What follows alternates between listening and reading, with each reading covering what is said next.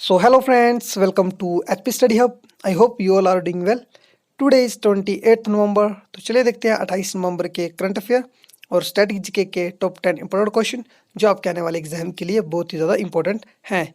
Before we going friends, अगर अभी तक आपने हमारे चैनल को सब्सक्राइब नहीं किया है तो जल्दी से हमारे चैनल को सब्सक्राइब करें और बेल आइकन को प्रेस करना ना भूलें ताकि इस चैनल से रिलेटेड कोई भी वीडियो नोटिफिकेशन को आप मिस ना करें।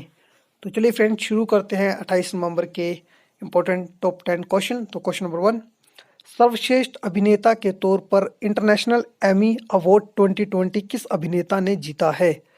तो यहाँ से क्वेश्चन जो है फ्रेंड्स, इंटरनेशनल एमी अवार्ड से क्वेश्चन हर साल जो है एग्जाम में बनता है, तो ये आपके लिए काफ़ी इंपॉर्टेंट है।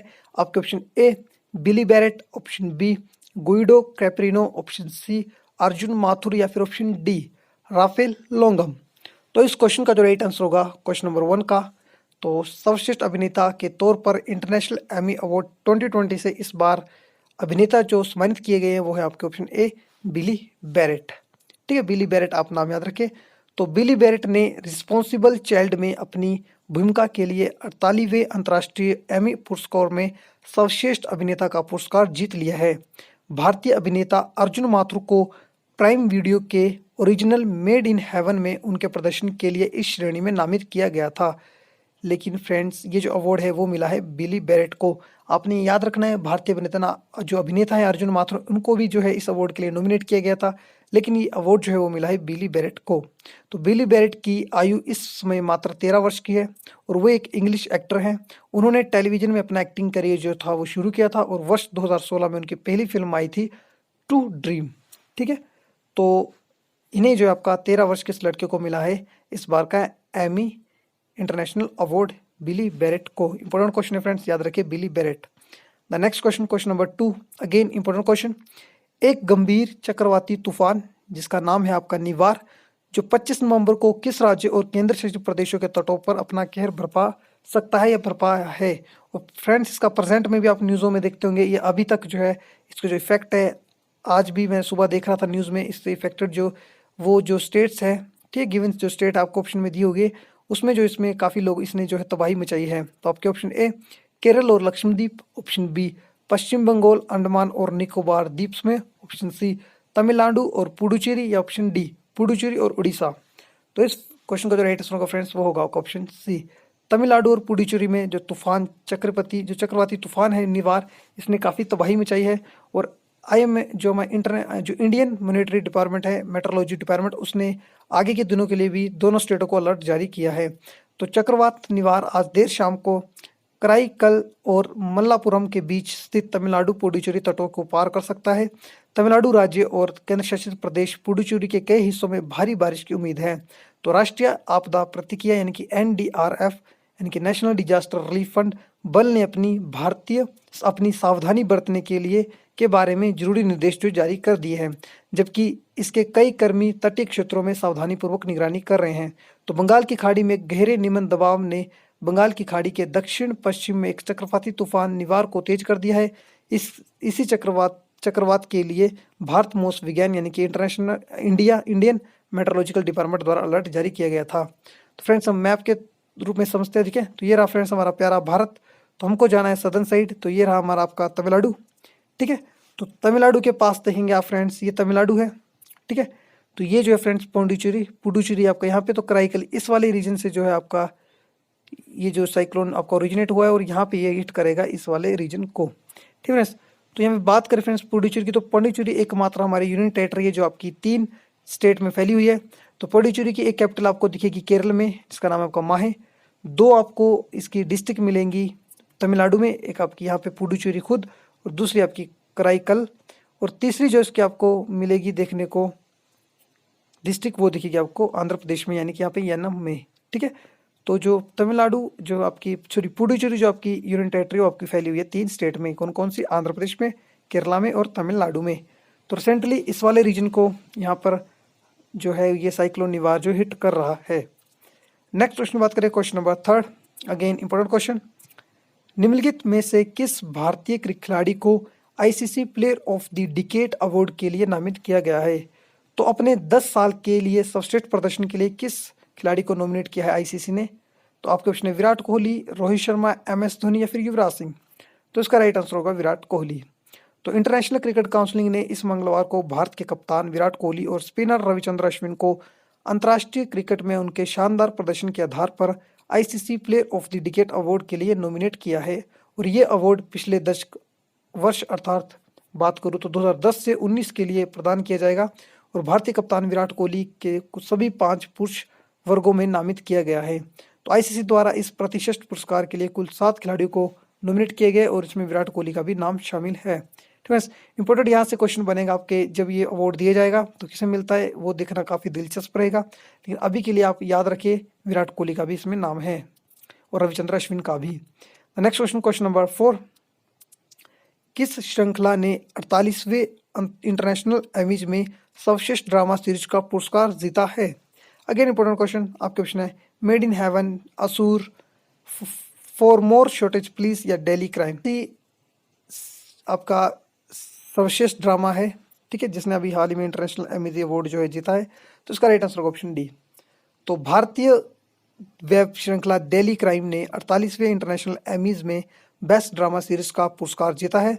रिची मेहता द्वारा निर्देशित नेटफ्लिक्स पर यह वेब सीरीज वर्ष 2012 के दिल्ली सामूहिक बलात्कार की भयानक घटना पर आधारित है। तो निर्भया के ऊपर फ्रेंड्स ये स्टोरी बनी है जिसका नाम है डेली क्राइम। और इस वेब सीरीज में शेफाली शाह, राजेश तेलंग, आदिल हुसैन, रसिका दुंगल, गोपाल दत्त तिवारी, जया भट्टाचार्य, अभिलाषा सिंह, विनोद शरावत, मृदुल शर्मा, अनुराग अरोड़ा, सिद्धार्थ भारद्वाज जैसे कलाकारों ने मुख्य भूमिकाओं में अदाई जो है रोल की प्ले की हैं। और इस वेब सीरीज के लेखक निर्देशक है रिची मेहता है। दिल्ली क्राइम के कलाकारों ने भी इंटरनेशनल एमी अवार्ड जीतने पर खुशी जाहिर की है। तो डेली क्राइम जिस पे निर्भया कांड जो फ्रेंड्स दिल्ली में हुआ था उसकी जो है उसके ऊपर ही आपका वेब सीरीज बनी है। आपको भी ये वेब सीरीज जरूर देखनी चाहिए, ठीक है। उसने जो हाल ही में ये जो अवार्ड है जीता है। असुर भी फ्रेंड्स एक इंडियन वेब सीरीज है, ये भी काफ़ी अच्छी है, आपको टाइम लगे तो आप इसे भी देखें, ठीक फ्रेंड्स। नेक्स्ट क्वेश्चन बात करें, क्वेश्चन नंबर 5, निम्नलिखित में से किस खिलाड़ी को ODI के डिकेड ऑफ अवार्ड प्लेयर के तौर पर नामांकित नहीं किया गया है? तो गिवन ऑप्शन में से वो कौन सा प्लेयर है जिसको ODI यानी कि वनडे इंटरनेशनल के डिकेड अवार्ड प्लेयर के लिए तौर पर नामांकित नहीं किया गया है? आपके option MS Dhoni, Steven Smith, Kumar Sangakkara या फिर AB डिविलियर्स। तो उसका राइट आंसर होगा ऑप्शन बी, स्टीवन स्मिथ को जो है नामांकित नहीं किया गया। तो जो नामांकित किए गए हैं वो है आपके भारत के MS धोनी, विराट कोहली और रोहित शर्मा, श्रीलंका के लतीश मलिंगा और कुमार संगकारा, ऑस्ट्रेलिया के मिचेल स्टार्क और दक्षिण अफ्रीका के AB डिविलियर्स को ICC one day player of the decade award के लिए नामित किया गया है। और इस अवार्ड के लिए स्टीव स्मिथ का नाम शामिल नहीं है। स्टीव स्मिथ ऑस्ट्रेलिया क्रिकेट खिलाड़ी है और वे वर्तमान में ऑस्ट्रेलिया के तीनों किस्म के क्रिकेट में मैचों के कप्तान भी थे फ्रेंड्स, लेकिन अब प्रेजेंट में नहीं है। लेकिन 31 वर्षीय स्टीवन स्मिथ को 23 दिसंबर 2015 को वर्ष 2014 से 15 के ICC cricket of the year और test cricket of the year के लिए सर गारफील्ड सोबर्स ट्रॉफी से भी सम्मानित किया गया था, ठीक है। तो इनका नाम जो है प्रेजेंट में इंटरनेशनल डिकेड जो ईयर होते हैं ODI के बेस्ट प्लेयर में नाम नहीं है। Next question, question number 6, America के निर्वाचित राष्ट्रपति जो बाइडेन ने क्लाइमेट चेंज की जिम्मेदारी के लिए किसे नियुक्त किया है? तो एक इंपॉर्टेंट स्टेप लिया है यहाँ पर अमेरिका के निर्वाचित राष्ट्रपति प्रेसिडेंट जॉन बाइडेन ने, जो है क्लाइमेट से रिलेटेड एक इंपॉर्टेंट जिम्मेदारी के तौर पे किसे नियुक्त किया? आपके ऑप्शन है John Kerry, James Mattis, Mike Pompeo या विवेक मूर्ति। तो उसका राइट आंसर होगा ऑप्शन ए। तो अमेरिकी चुनाव में जीत हासिल करने वाले जो बाइडेन ने 23 नवंबर 2020 को अपनी कैबिनेट का ऐलान कर दिया है। शपथ ग्रहण के बाद ये कैबिनेट अपना काम शुरू करेगी, तो लेकिन ट्रांजिशन पीरियड के दौरान भी एक्टिव रहेगी। तो जो बाइडेन ने क्लाइमेट चेंज पर फोकस करने के लिए जॉन कैरी को ये जिम्मेदारी दी है। जॉन कैरी पूर्व में अमेरिका के विदेश मंत्री रह चुके हैं और पेरिस क्लाइमेट चेंज एग्रीमेंट को लागू करवाने में उनकी काफ़ी अहम भूमिका रही थी। तो फ्रेंड्स एक इंपॉर्टेंट स्टेप लिया है, ठीक फ्रेंड्स, जॉन बाइडेन ने। और ये जो है शपथ लेंगे आपका 2021 जनवरी में, ठीक है। उसके बाद ये एक्टिव प्रेसिडेंट बन जाएंगे आपके अमेरिका के। तो उन्होंने अभी तक क्लाइमेट चेंज से लड़ने के लिए जो अपनी इंपॉर्टेंट रोल प्ले करने की जो जिम्मेदारी थी है वो दी है जॉन कैरी को। और इन्होंने आपका 2015 में जो क्लाइमेट डील हुई थी साइन, उसमें एक इंपॉर्टेंट रोल प्ले किया था। The next question, question number 7, RN Chembur जिनका हाल ही में निधन हुआ किस क्षेत्र से जुड़े थे? आपके क्वेश्चन है डिफेंस से, आर्टिस्ट थे, पॉलिटिशियन थे या फिर आपके सिंगर थे? तो फ्रेंड्स ये थे आपके ऑप्शन ए डिफेंस। तो रक्षा से आपके जुड़े हुए थे और इनके बारे में कुछ दिलचस्प बातें जाने तो इन्होंने 1962 में, 1965 और 1971 के युद्धों में भाग लेने वाले सेवानिवृत्त मेजर जनरल RN चेम्बर का हाल ही में जो है निधन हो गया था। तो इन्होंने 3 युद्धों में अपना इंपॉर्टेंट रोल प्ले किया था। 86 वर्षीय वयोवृद्ध अधिकारी ने 1972 से 1975 तक अफगानिस्तान में मिलिट्री अताशे के रूप में भी काम किया था।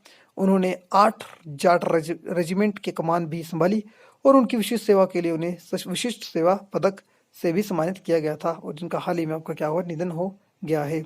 तो काफ़ी इंपॉर्टेंट, आप इसे याद रखें। The next one, question number 8, संविधान दिवस कौन सी तारीख को मनाया जाता है? Constitution day. क्वेश्चन है 25 नवंबर, 26 नवंबर, 28 नवंबर या फिर 27 नवंबर। तो इसका जो राइट आंसर होगा वो होगा ऑप्शन बी। तो भारतीय स्वतंत्र भारत के इतिहास में 26 नवंबर का अपना ही महत्व है, क्योंकि इसी दिन वर्ष 1949 में संविधान सभा द्वारा भारत के संविधान को स्वीकृत किया गया था, जो 26 जनवरी 1950 को प्रभाव में आया। इसलिए यह एक नए युग की सुबह को चिन्हित करता है। तो संविधान के निर्माताओं के योगदान को स्वीकार करने और प्रमुख मूल्यों के बारे में लोगों को समझाने के लिए 26 नवंबर को संविधान दिवस के रूप में मनाया जाता है। तो 26 November celebrated as a national constitution day, और जो पूर्ण रूप से जो लागू हुआ था संविधान फ्रेंड्स वो होता 26 जनवरी 1950 को। The next question, question number 9, सैडी storm किस क्रिकेट की आत्मकथा है? तो सैडी स्ट्रॉम, आपका ऑप्शन है दिलीप वेंगसरकर, मोहिंदर अमरनाथ, संदीप पाटिल या फिर ऑप्शन डी रोजर बिनी। तो इसका राइट आंसर होगा संदीप पाटिल। तो आप याद रखिए, संदीप और से आपका सैडी स्ट्रॉम इस बुक का नाम है। तो संदीप पाटिल भारत के पूर्व क्रिकेटर और पूर्व BCCI अध्यक्ष भी रह चुके हैं। उनकी आत्मकथा का नाम है सैडी स्ट्रॉम। ठीक है, इंपॉर्टेंट है, आप इसे याद रखें। लास्ट क्वेश्चन, क्वेश्चन नंबर 10, वन्य जीव संरक्षण के क्षेत्र में अदम्य साहस दिखाने वाले को कौन सा पुरस्कार दिया जाता है? आपके ऑप्शन ए इंदिरा गांधी पर्यावरण पुरस्कार, ऑप्शन बी मेदिनी पुरस्कार योजना या फिर ऑप्शन सी अमृता देवी बिश्नोई पुरस्कार या फिर ऑप्शन डी पीताम्बर पंत राष्ट्रीय पुरस्कार। तो इसका राइट आंसर होगा ऑप्शन सी, यानी कि अमृता देवी बिश्नोई पुरस्कार। और अमृता देवी बिश्नोई पुरस्कार वन्य जीवन संरक्षण के क्षेत्र में अदम्य साहस दिखाने वाले को दिया जाता है, और इसमें जो है इस पुरस्कार में लगभग 1 लाख रुपए की राशि जो प्रदान की जाती है।